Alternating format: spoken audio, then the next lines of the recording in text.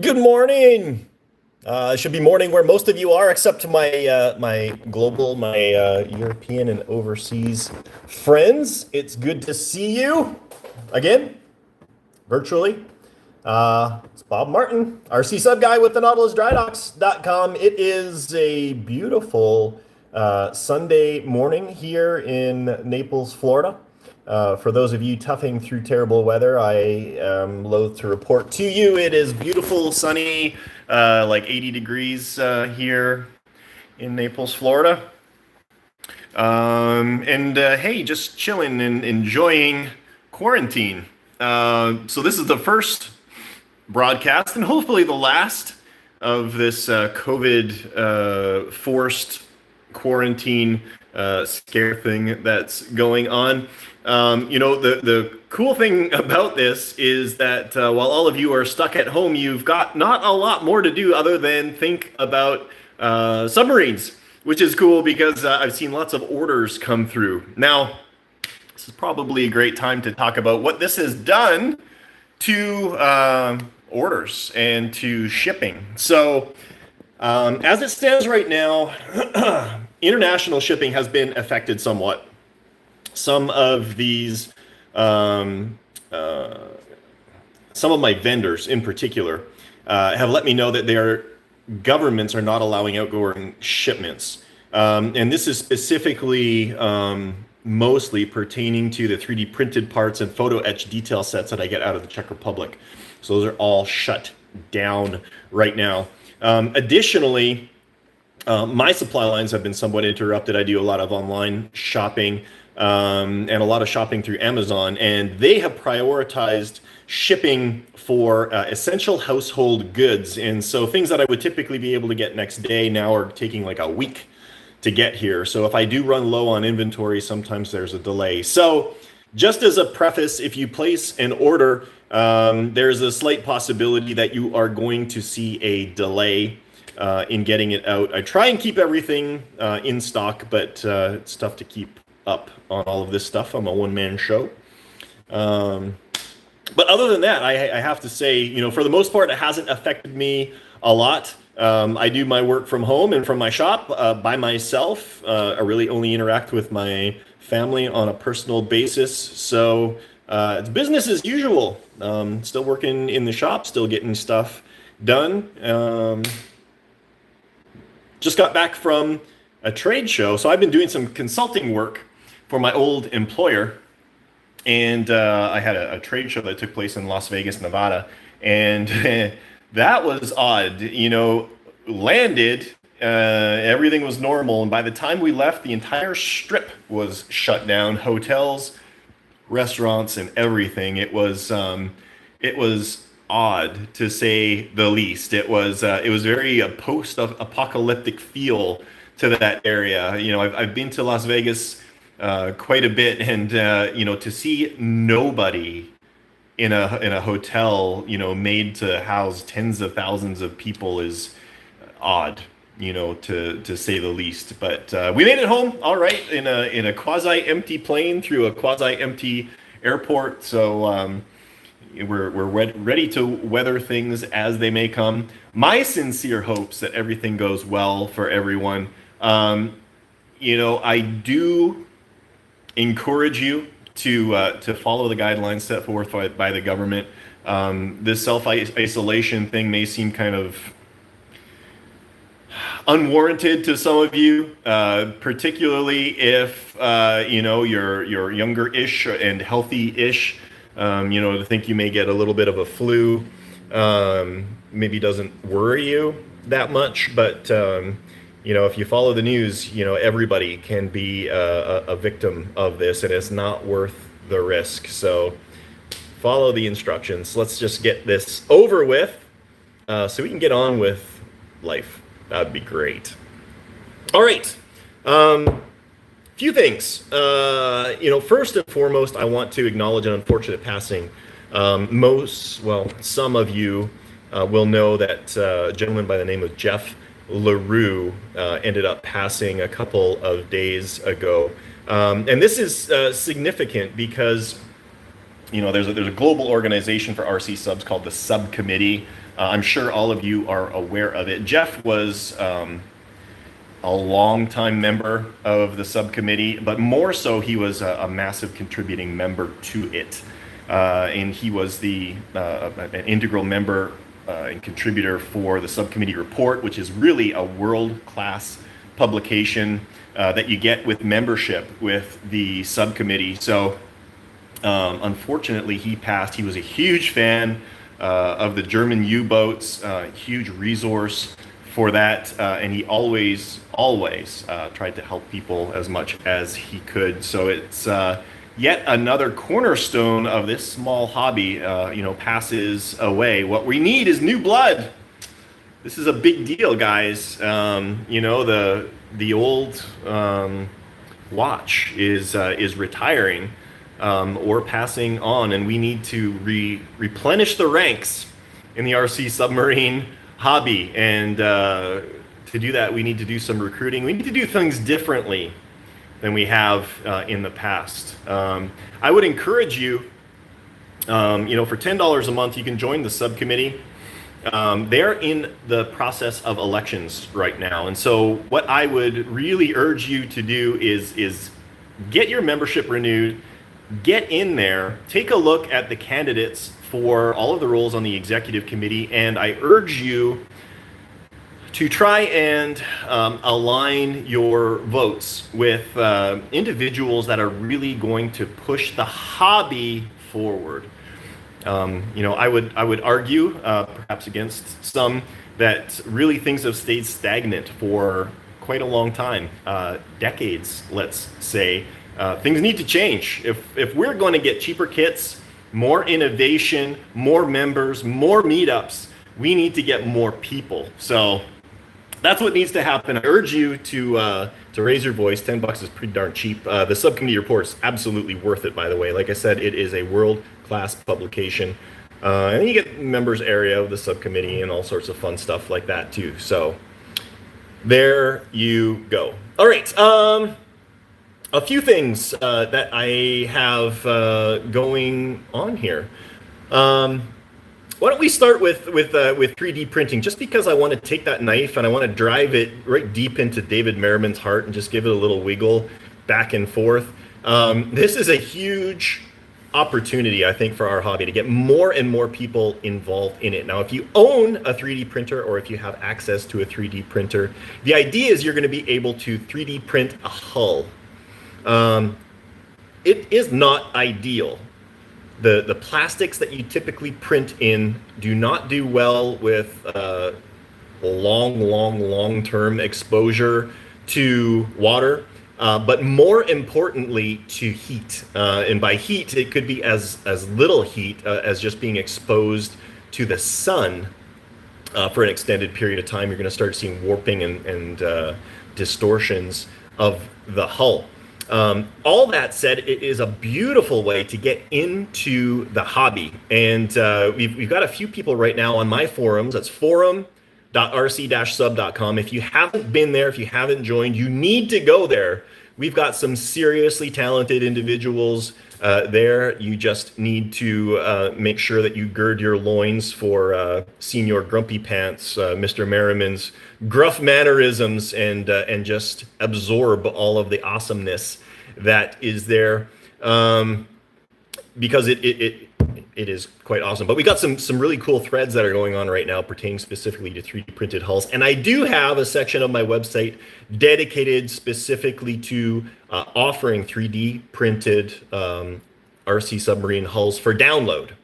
So for $50 versus $400 or $500, you can get an RC submarine hull. And I've got a couple of examples behind me, new offering and an existing offering. I want to show it to you. So let's take a look.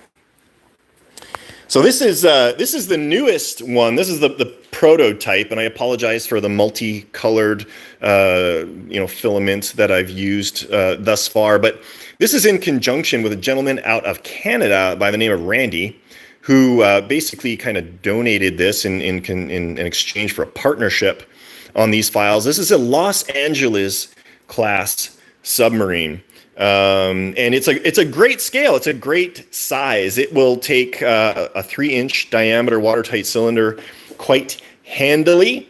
This is the hull sections right now that we are working through printing so that we can develop the internal bulkheads and all of the arrangements and control linkages, etc., etc. So yeah, Los Angeles class submarine, certainly a popular boat. Lots of people like that particular submarine. So this is going to be arriving on the store fairly shortly. Hopefully within the next couple of weeks, depending on how things go with the final development. Lots of cool details on this. You've got all of your vent holes are already built into it. All of the control rod openings are in there. And then all of the drain holes in the bottom are all part of the 3D file, so you don't need to worry about creating any of those. Kind of a neat thing about the way that Randy designed this is we've got orientation or alignment tabs on the front of all of these. So it makes assembly a lot easier. One I'm really excited about, and you guys have seen already because it's already available on my website, is this. And this is a 48 scale German Type 21. And I'm printing this out right now for my own personal use. This is 3D files generated by Otto out of the Czech Republic. And, I have to say I am infinitely impressed with the level of engineering and foresight that Otto went into in the generation of these files. So all of these parts nest together really, really well. And more so, you can see right here, they all bolt together mechanically. So you can glue and bolt them together for a very positive union of all of these 3D pieces. And then you can see these recessed areas here, and those are designed to accept Otto's photo etched detail set. So you get not only sort of this bulk plastic hull, but you get the intricate details that photo etch offers as well, and that upper deck and everything. Here's the tower of that particular boat, and these guns, they just slip on there and they move really, really well. I am super impressed with this. I'm excited to get it all put together and painted up. 48 scale is a great size. Now, the files are not exceptionally cheap, and you need to understand the hundreds of hours of work that went into developing these files. And then when you purchase them, you don't just get the files, but you also get the decal sheets or sticker sheets or decals if you're Canadian. And then you also get the brass photo etch. So there's a lot that you get there. You also need to understand, I'm still printing this. I got 2 more hull sections to go. Each hull section takes between 14 and 20 hours at 0.22 millimeter resolution. So we're looking at significant time here. So for those of you who complain about the cost of purchasing the 3D printed files, or parts actually, that are available on my website, you need to understand that when these are sold, it's hundreds of hours of print time that go into that. So 3D printing is not there yet from a production perspective, but for those of you with 3D printers, the 3D files are very cool and a great way to get into the hobby. The only thing that you need to remember to do is be very, very careful how you treat your boat after you get it put together, because if you leave that thing out in the sun, it's going to warp, it's going to get soft, and you are going to be infinitely disappointed. Not particularly awesome. So yeah, got the LA class that is going to be coming shortly, and that will be at the standard $49.99 cost. A couple of weeks, should be out there if that's something that you're interested in. And that's proof of concept for that German Type 21 in 1/48th scale. Ultimately, very, very cool. All right, what else we got going on? I'm super excited to announce, and I should have this I should have had this all kind of laid out a little bit more. The launch of our new subdriver. So Dave Merriman is the one who breathed life into this, and the two of us worked together in the development of it. So this is the evolution of the original subdriver. So for those of you who are familiar with them, the original subdrivers are a single piece of polycarbonate tubing, and it's sectioned into different compartments. You've got your battery compartment, your ballast compartment, and your motor compartment. What we've done is we've created something that we term the MSD, or modular subdriver. And basically what you end up with are little sections, little components. So this is a 2.5-inch modular subdriver designed for the little blue back. Working on that right now. So this is just like a little 3.5 or 4-inch ballast tank, which is all you need because that model is so compact.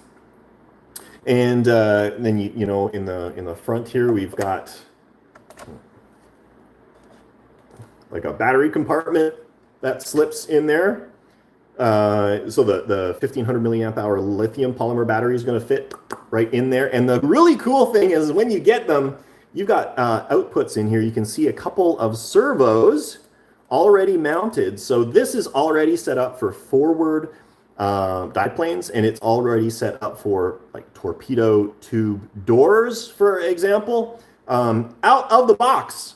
That's like super exciting. I think it's really, really cool. You got the ballast tank. This particular one has a gas backup system installed. Doesn't come like that, but that's an option. And then in the back, you've got the motor compartment, the motor tray set up, and I'm in the process of setting this up right now for a customer and doing all of the instructions. So some of you may have even already gotten some of these with no instructions. I'm working on those right now. Hopefully early next week, those will be out.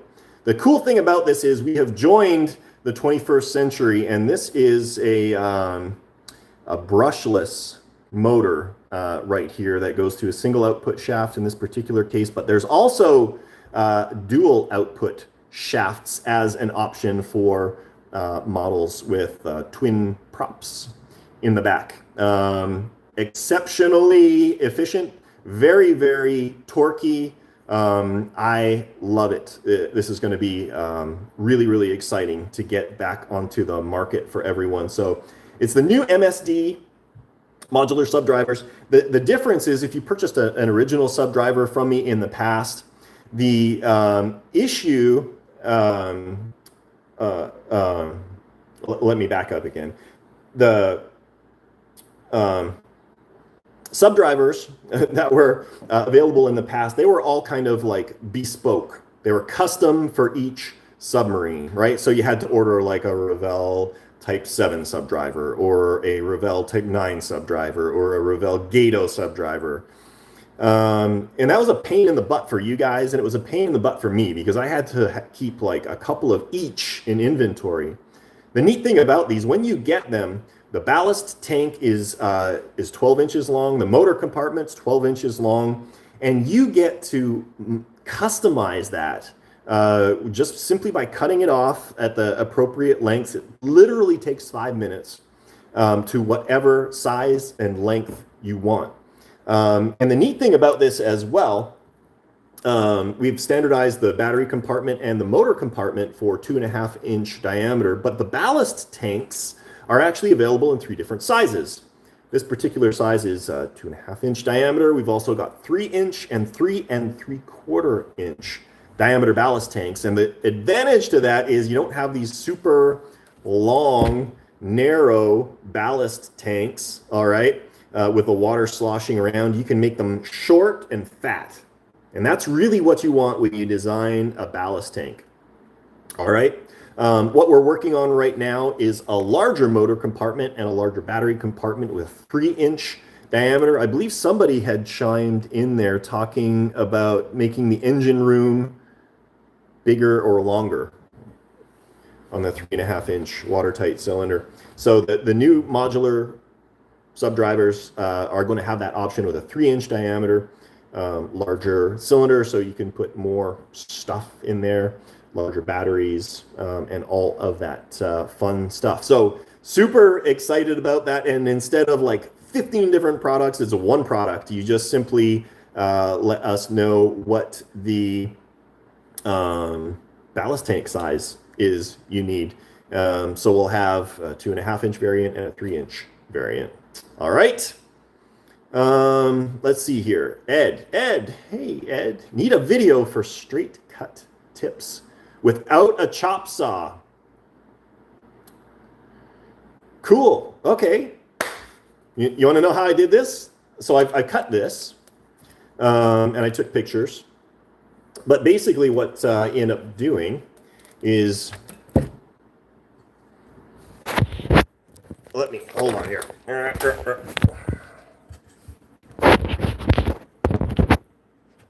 So what I will do is I'll mark out the cylinder, and then I will create a bracket. Let's pretend. Well, no, let's not pretend.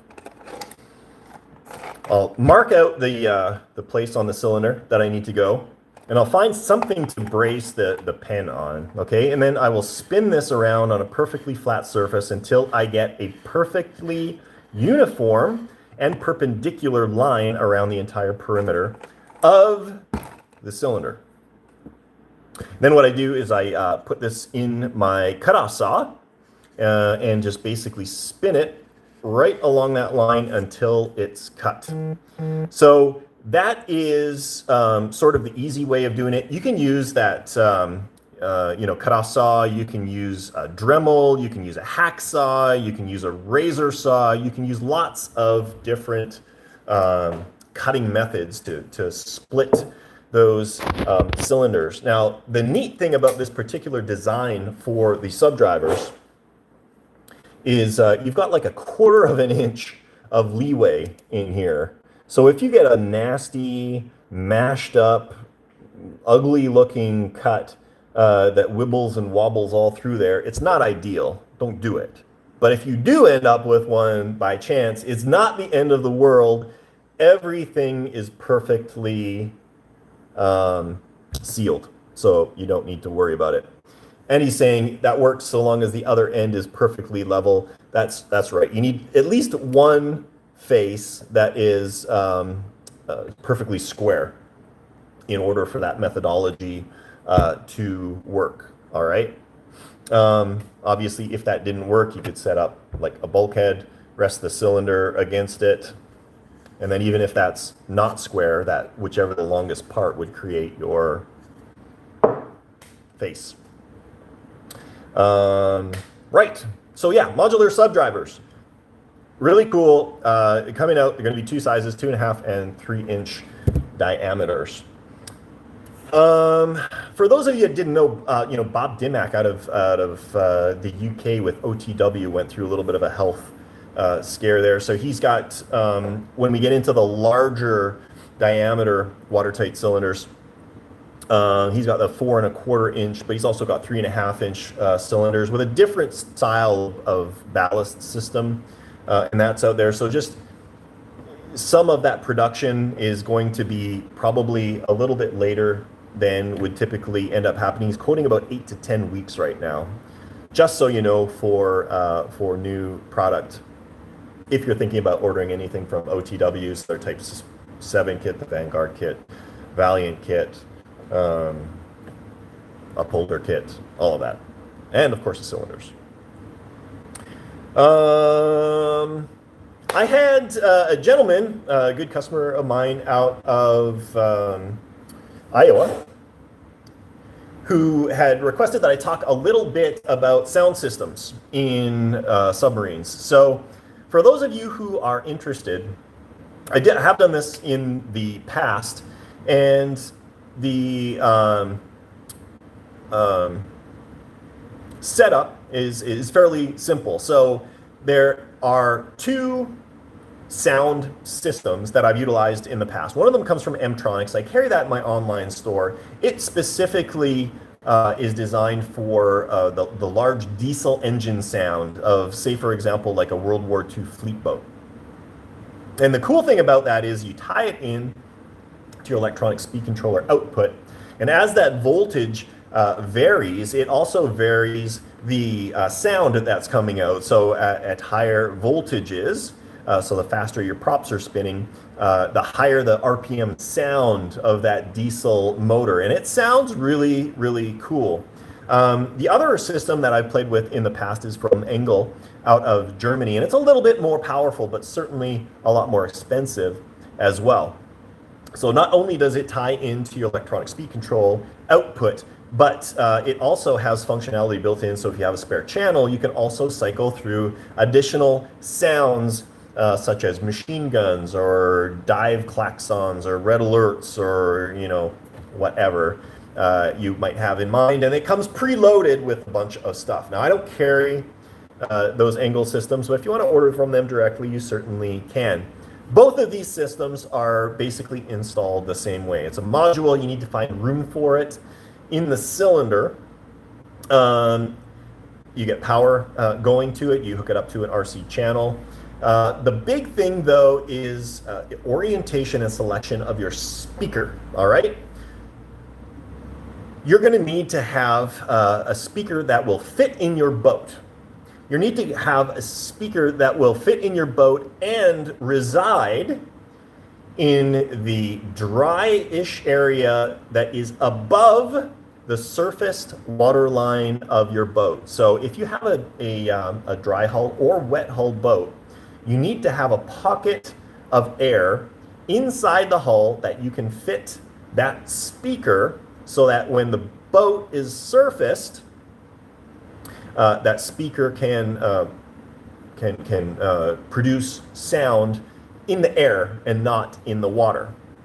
The third thing is you need to have the room for the speaker in your hull above the surface water line that also allows the speaker to be tilted in such a manner that you don't end up with a puddle of water sitting in the cup that speaker fits. So you need to be able to tilt it so that all that water runs out. So you can see this is not suitable for small boats, okay? Someone just asked what the speaker is for. Dude, like, we're talking about sound and subs. Back up and get with the program.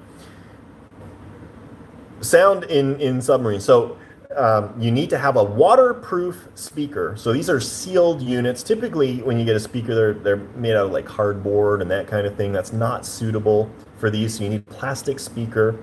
The Digisound modules from Entronics that I offer come with everything that you need. So it is very cool. As I said, not suitable for small submarines. You need to have the room above the surface water line and the room to tilt it forward so that you can have that sound come out. So once you have that all nailed down, the only thing that you really need to work out is a way to get that diesel smoke coming out of those exhaust ports. You'll have a perfect scale submarine. So whoever wants to tackle that, I have ideas for it, but at any rate, yeah, go for it. I would love to see that working. I would pay good money to see that functional. I'm sure other people would as well. Let's see here. You know, really, the only other thing that I've got kind of, well, I've got a few things queued up.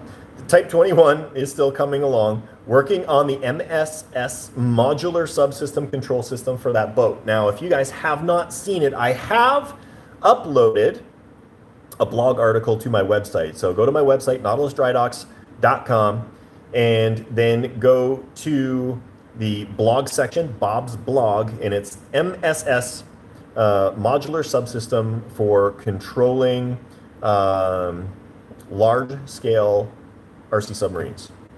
I'm not going to go into the details here because I did the last time that we got together live. But I did a video, I did the blog, take a look at it. It's very cool. It's going to be driving the big Type 21. Got that there. I've just got to get that all finished up for the big Type 21.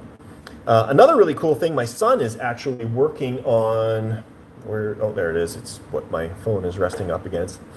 The reincarnation of the Bat sub. So this was originally created by David Merriman off of an old Holland hull that he won at a subcommittee raffle one year.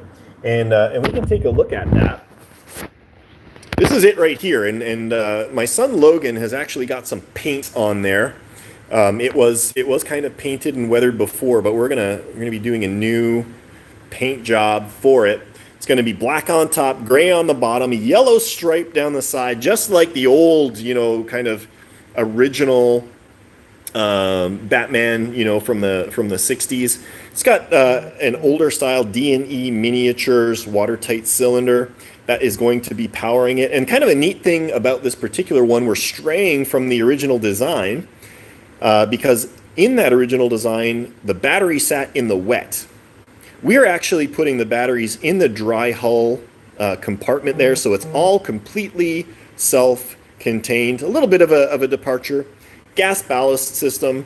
This is going to be a very, very cool submarine. Front dive planes are going to be static, but with these rear control surfaces, for those of you who are kind of interested in this, the advantage to control surfaces that are behind the propeller is you get instantaneous reaction to inputs from the transmitter, provided you've got some forward throttle. So the second that you get some forward speed on that throttle, water is moving over the control surfaces. So you get instantaneous pitch control and instantaneous yaw control via the rudder. And this is much different than modern submarines that put the control surfaces before the propeller. The only way those really come into play is once you get velocity through the water on those control surfaces. So this results in just a really fun boat to drive. And there's a lot of submarine designs that have those control surfaces aft of those propellers. And the old fleet boats are certainly a great example of that. So this is something that my son Logan has been working on. I have told him what to do, but I have specifically not done one thing on it myself. So he's setting up the watertight cylinder. You can see that in here. Got some old school electronics in here, an old school Subtech leveler, an old school Subtech subsafe, an old electronic speed controller. But they all work. This is all solid state stuff, and it still works even though the cylinder is probably 10 years old or more. Who knows? So look for that coming in a little bit. The idea behind this is obviously teaching him some skills, work with his hands, not just sitting in front of a computer, which is a challenge with the generation that we're looking at right now. So he's learning the skills, he's learning about electricity, he's learning about radio frequencies, he's learning about soldering and fabrication. I'm pretty excited about this. He's doing a great job so far. That sub will be finished up, and eventually it'll probably be offered for sale. So just keep your eyes open for that eventually. All right.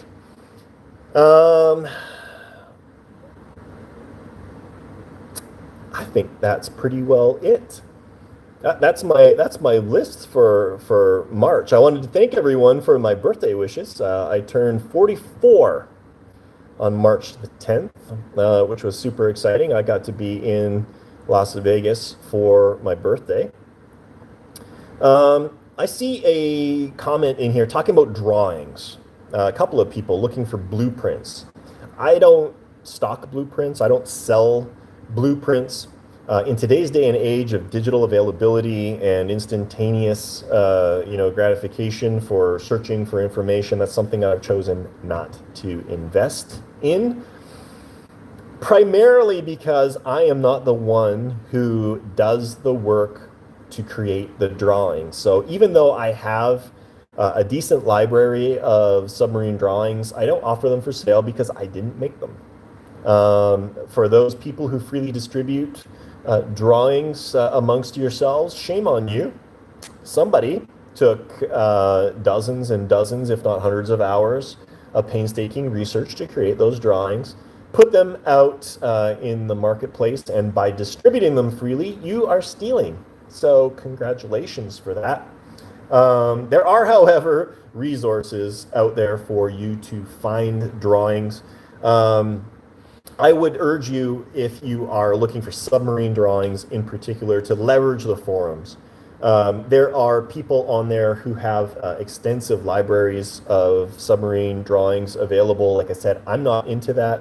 I don't offer that. But forums at the subcommittee is a good place to start. But also, I encourage you to visit forum.rc-sub.com, which is my set of forums. There's some exceptionally talented and knowledgeable individuals there. It's pretty rare that they get stumped. So if you're looking for something in the way of reference material, maybe they don't have blueprints, but I'd be willing to bet, almost regardless of what the subject is you're looking for, they're going to have pictures for you to base your project off of. So urge you to head on over there, register for an account if you haven't already, post up your request, and see what people can dig out for you. All right. We had a good turnout today. You guys have nothing better to do because you're all locked in your houses than to like listen to me. That's pretty awesome. Let's see here. Purchased a skipjack and found a skipjack fitting kit. Is there an instruction kit on how to go about building it? Yeah, find a post on the forum, Ernie. Let's back up for a second here. I want to make a general comment about instructions.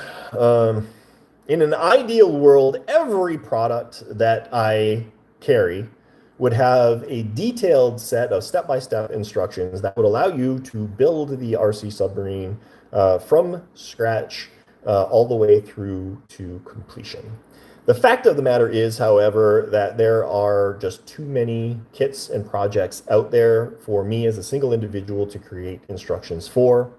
Additionally, you need to understand that this is an exceptionally small hobby, and while you may purchase a hull from one person, you may purchase the drive components from another person, and you may purchase the fittings from another person. So to have a complete and comprehensive set of instructions that is applicable for every situation is not feasible.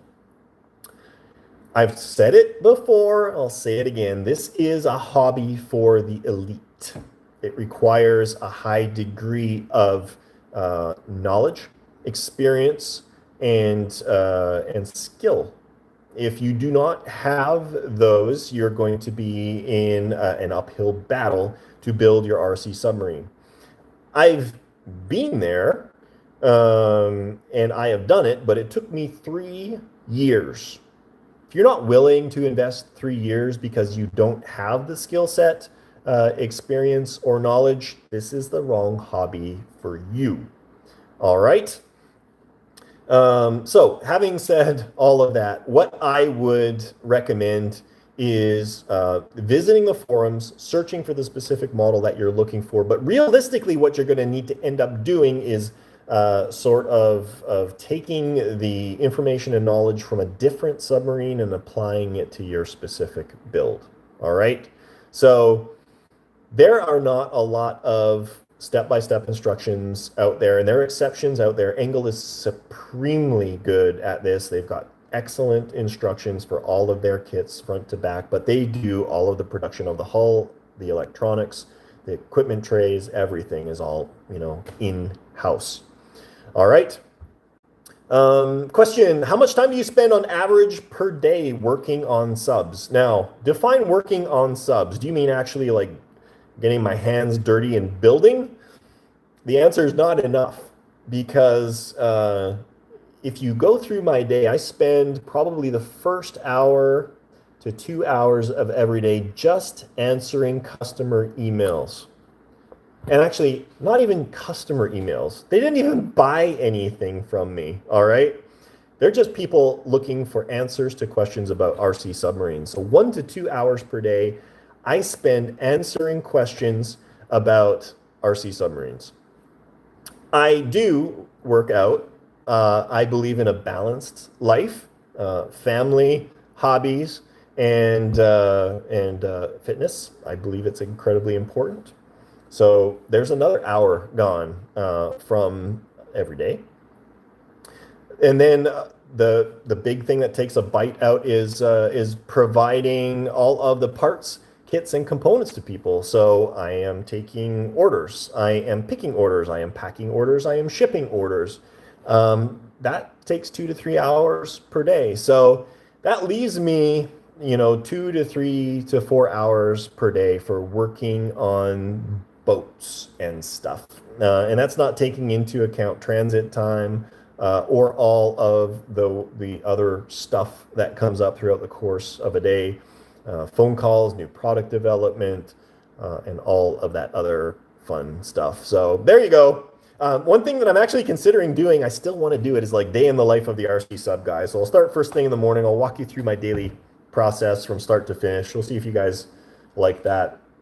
Yeah, sometime when we have the time. How can we control the RC submarine from the long range? Again, define long range. Realistically speaking, RC submarines are only good for line of sight. And that line of sight is heavily modified by the size of the submarine and the depth that you're operating that particular boat in. If you are operating your boat at, I would say realistically, it would be pretty rare that you'd be more than 100 feet away.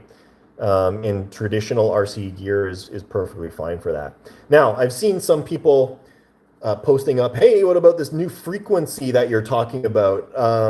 It's not a new frequency. It's a new technology that we're researching, and we're working on it.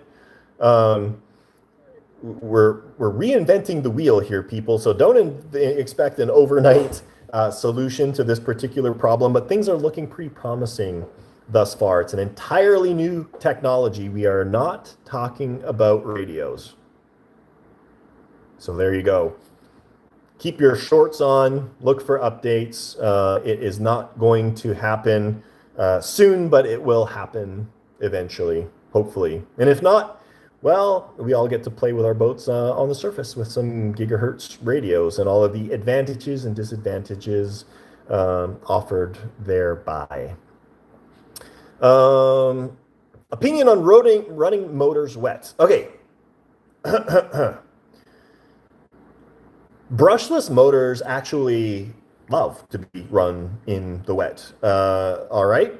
So brushless motors are perfectly fine in the water. And I've got examples here. There's in-runners and out-runners. This is an out-runner here. This is the motors that we put in all of our sub drivers. I really like these ones. 790 kilovolts. It puts out decent RPM, but it's torquey as heck. I love these things. But they are perfectly fine in the water.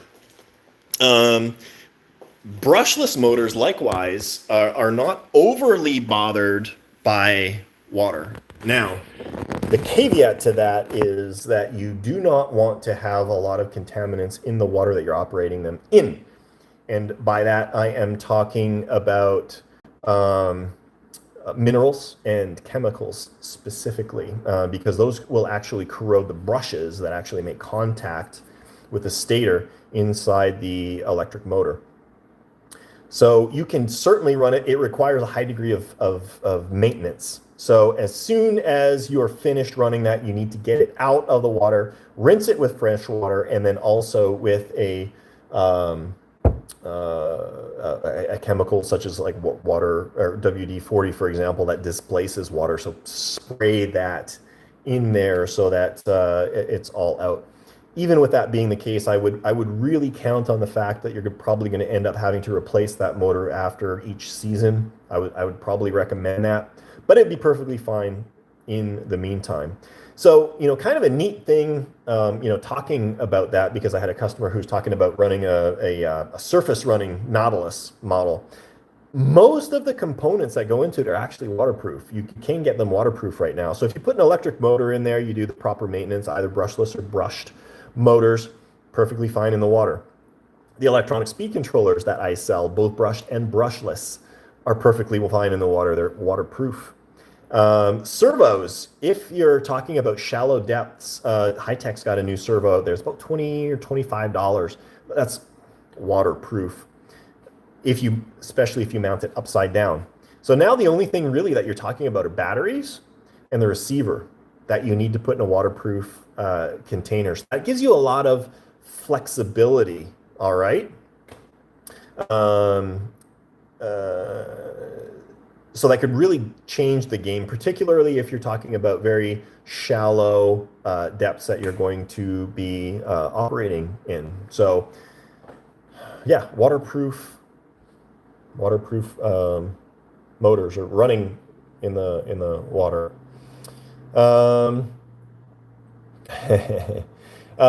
Name of the motor, hey, buy one of my cylinders and I'll tell you the name of the motor. You want to know?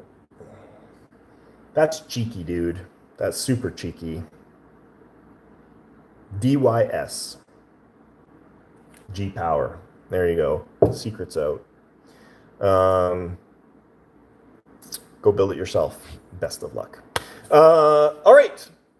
I'm going to leave a couple of minutes for questions, open questions from anyone. And if we don't hear anything else, we are going to allow you to get back to your Sunday. Big apology, by the way, for yesterday. I was literally waiting at UPS to drop off boxes. There was drama going on there with a lady in an international package and not enough people and all of that stuff. So for those of you that went online, hopefully you spent the time looking at my other videos and waiting. But if not, again, I apologize. Hopefully today made up for the issue there. Again, we'll hit you again next month. If there's something specifically that you want me to go into a lot of detail on, hit me in advance so that I know in advance and I can get examples and all of that fun stuff for you.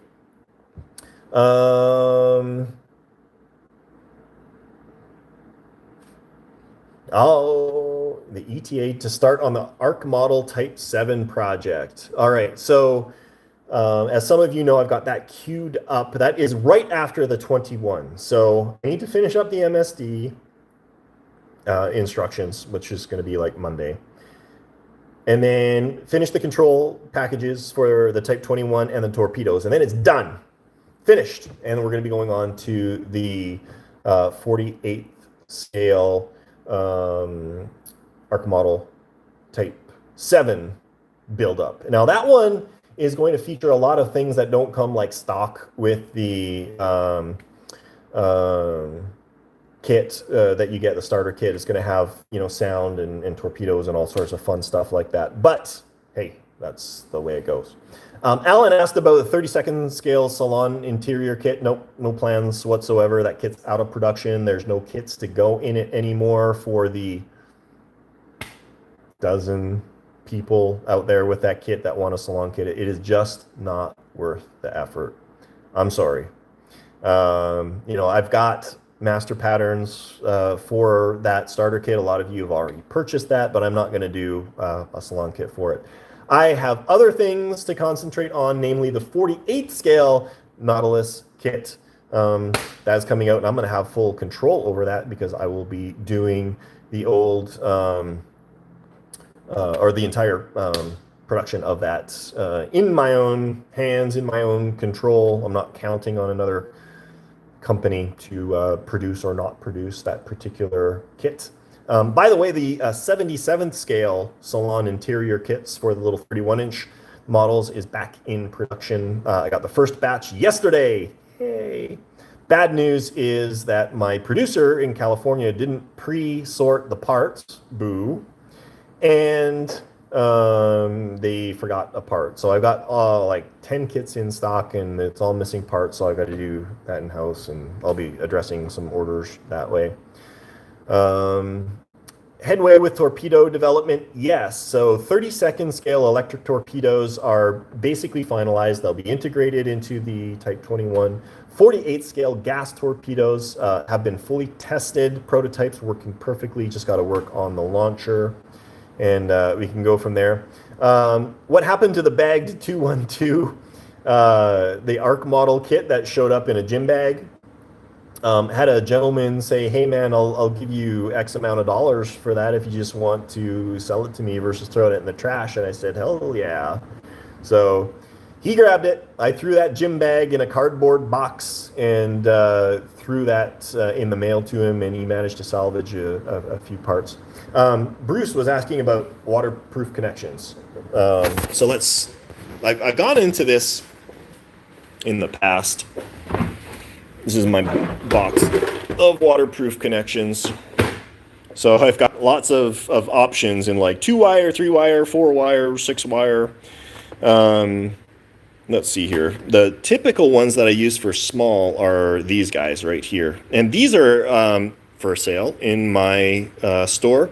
Basically connect together, you screw it down, and it's completely waterproof. You've got a positive and a negative. These are great for lighting in your model.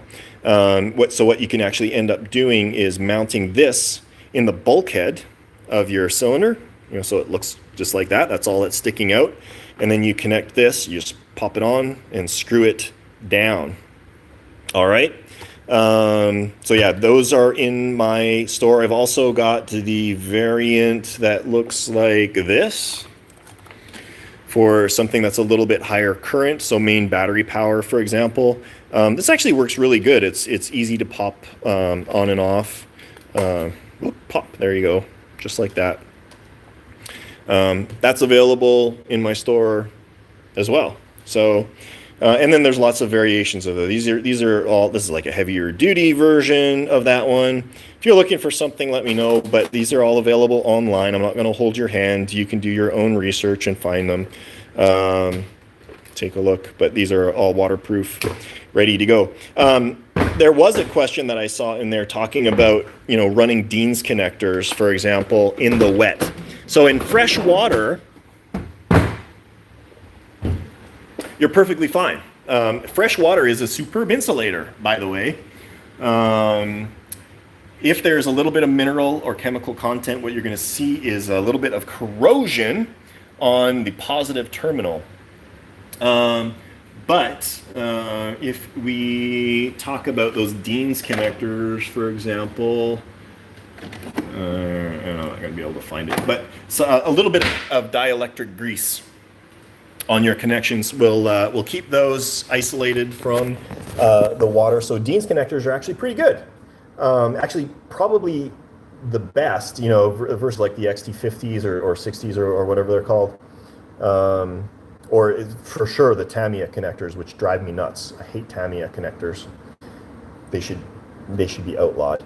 But the Dean's connectors are great for operating in the wet if you need to, with the addition of a little bit of that dielectric grease to keep them isolated. So there you go. All right. We're at 53 minutes and 31 seconds. It's amazing how quickly this time goes, guys. I love this stuff. I would love to do more of them, but and maybe talk about specific topics and go really in depth on them. We'll do like a sub school. That'd be cool. We should think about that. If you have ideas, let me know. Email me, bob@rc-sub.com. All right, I'm hungry. It's almost lunchtime. I haven't had anything to eat yet today. It's time to let you all go and get back to your quarantined lives. Be safe out there. By all means, at any time, I love to hear from you guys, all right? Email's best, bob@rc-sub.com. But actually, a lot of you love the chat interface on my website. And actually, I love that too, because what it actually does, if you subscribe to my website, if you create an account, create a record of all of our conversations, so I know exactly what's going on. So there's that chat interface too. You can send me a message at any time. I would love to hear from you. Like I said, first 2 hours of every day talking to you guys, walking you through stuff. Got to get more boats in the water so that we can get cheaper stuff in your hands and more innovative submarine stuff. All right. Thanks for joining me, everyone.